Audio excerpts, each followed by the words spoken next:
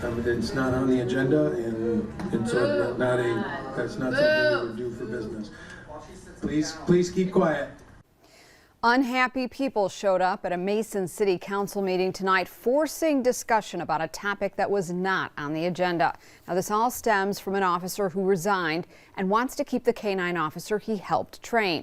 Good evening, I'm Ann Emmerich. News 10's Jordan Burrell is back from tonight's meeting. She joins us live from our newsroom in Jordan.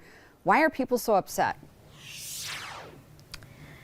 Hi, Ann. The future of the K-9 and his former handler is in limbo after 2 motions for the handler, Hayden Wildfong, to keep the dog failed.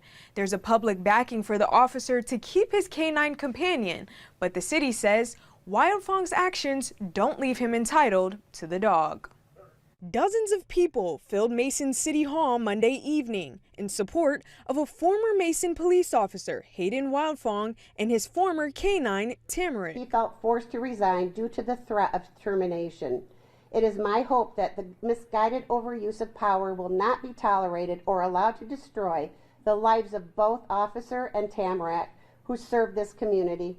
He should be allowed to pay whatever fee is being asked so that she can be brought home. The former officer Wildfong resigned from his position after an incident at Mason High School, where the former officer took off his gun belt while exercising in front of students.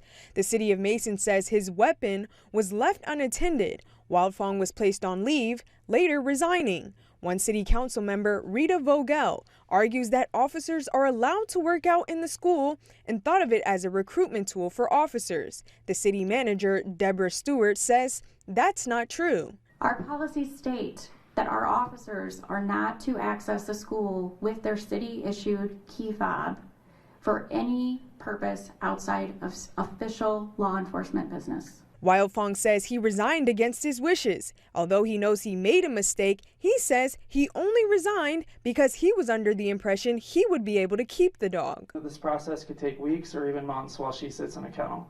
Tam does not deserve this treatment for putting her life on the line for the community of Mason and the Tri-County area. The mayor of Mason says as soon as Wildfong resigned from the position, he lost all rights to the dog, as the dog is still city property.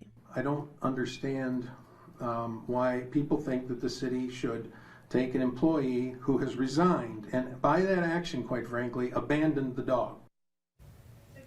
The Mason Police Chief Mark Rigglesworth announcing he'll resign this Friday. His wife showed up at the meeting saying this incident regarding the dog was the straw that broke the camel's back and that he has been on the outs with the city manager for months now, saying working with city manager Stewart was unbearable, saying he only resigned because he felt the city manager was pushing him out. Live in the newsroom, I'm Jordan Burrell, News 10.